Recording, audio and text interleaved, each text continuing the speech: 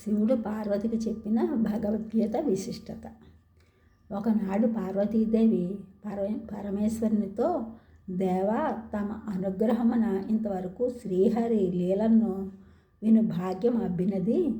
మీ ముఖము నుండి భగవద్గీత మాహాత్మ్యమును కూడా వినవాలైనని కుతూహలమగుచున్నది, సెలవిండు అనెను. అప్పుడు శివుడు పార్వతీదేవితో, శ్రీ మహాలక్ష్మి విష్ణుమూర్తి శేషశయనుడై ఉండగా, స్వామి, మీరు సమస్త భువనములకు అధిపతి అయి ఉండియు ఇట్లు ఉదాసీనులై నిద్రాముద్రితులై ఉండుటకు హేతువేమి అనగా, ఆ శ్రీ మహావిష్ణువు, నేను నిద్రించటలేదు, నేను పరతత్వమును ప్రార్థించుచున్నాను, నన్ను నిద్రించుచున్నవానిగా భావించుచున్నావు అనగా, లక్ష్మీదేవి, మీరు సృష్టి స్థితి లయ కర్తలై ఉండియు మీకు భిన్నమగు పరతత్వమును ప్రార్థించుటయు మీరా పరతత్వము గలవారగుటయు నాకు ఆశ్చర్యముగా ఉన్నది. కనుక ఆ పరతత్వమును గూర్చి తెలుపమని ప్రార్థించినది.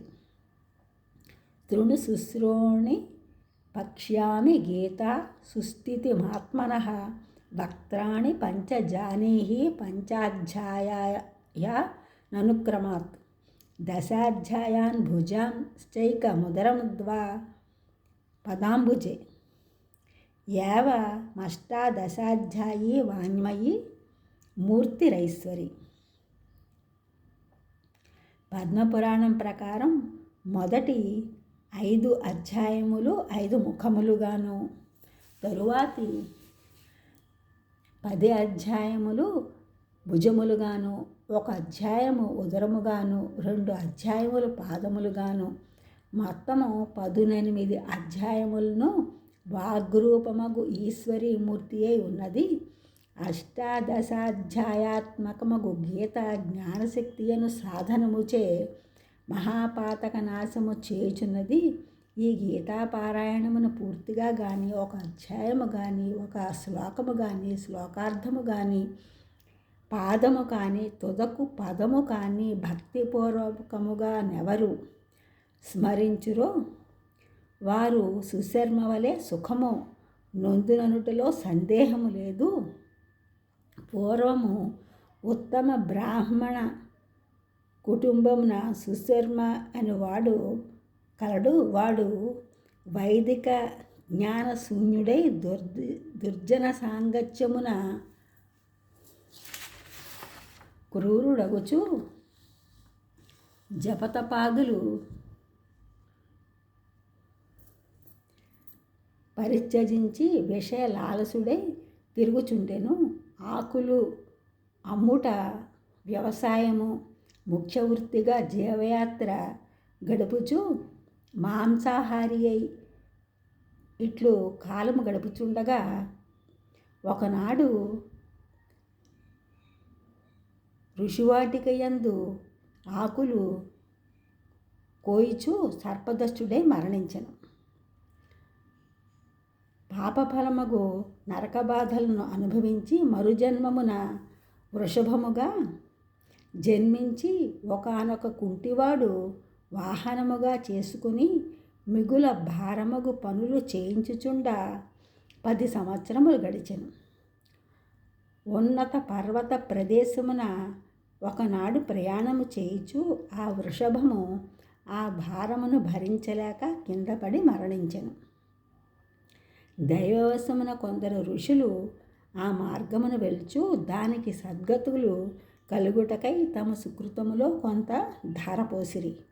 అప్పుడు ఆ మార్గమునందే వెడుతున్న వేశ్య, అయ్యో, నేను ఏమీ పుణ్యము చేయలేదే, నేనేమి ధారపోసేదును అనుకుని, నేను ఏదైనా పుణ్యము చేసినా అది ధారపోసేదును అనెను.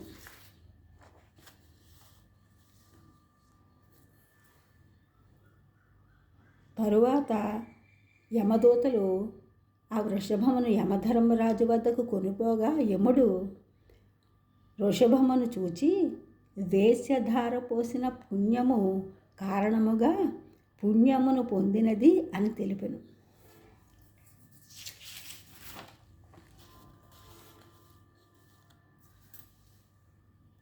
పుణ్యలోక సుఖములు పొంది పుణ్యజ్ఞానము కల పూర్వజన్మ స్మృతితో ఉత్తమమగు బ్రాహ్మణ కుటుంబమును జన్మించెను. పెరిగి పెద్దదై జన్మ జ్ఞానము కారణంగా కిందటి వృషభ జన్మలో సుకృతము ధారపోసిన వేసి ఇంటికి వెళ్ళి, తల్లి, నీ సుకృత దానముచే నేను కృతకృత్యుడనైతిని. తల్లి, నీవిచ్చిన ఆ సుకృతం ఎట్టిది అని అడుగగా, ఆమె తన ఎదుట పంజరములోనున్న చిలుకను చూపి, అది పలుకు వాక్యములను వినుటచే తన అంతఃకరణము పవిత్రమైనదని, అదియే ఆసుకృతమే నీకు ధారపోసినని పలికెను. ఆశ్చర్యముతో వారిరువురు ఆ చిలుక వద్దకు వెళ్ళి వారి సందేహ కారణమును ప్రశ్నించగా, పూర్వజన్మ స్మృతి కల ఆ చిలుక ఇట్లు పలికెను. పూర్వజన్మమున విద్వాంసుడనై అహంభావ మోహితుడనై రాగద్వేష యుక్తుడనై గురువులను దూషించుచు తిరుగుచుండెను.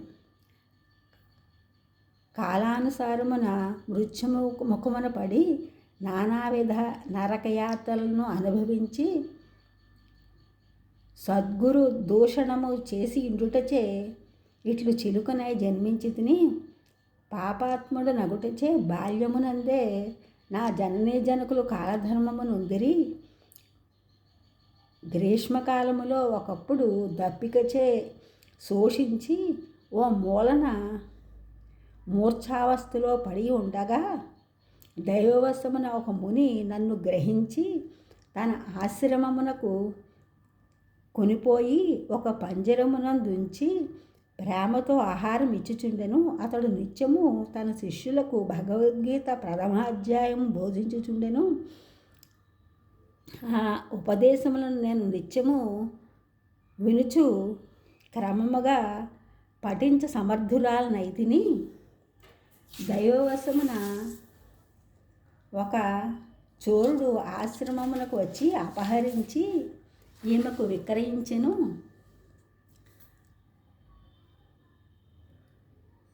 ఇది నా వృత్తాంతము అని చిలుక పలికెను.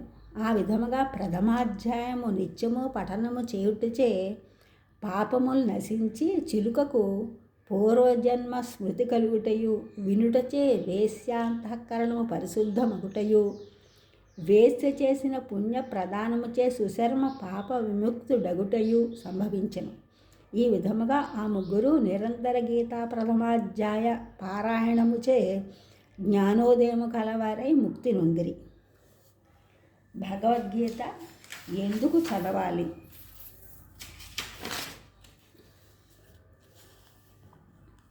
భగవద్గీత కల్పవృక్షము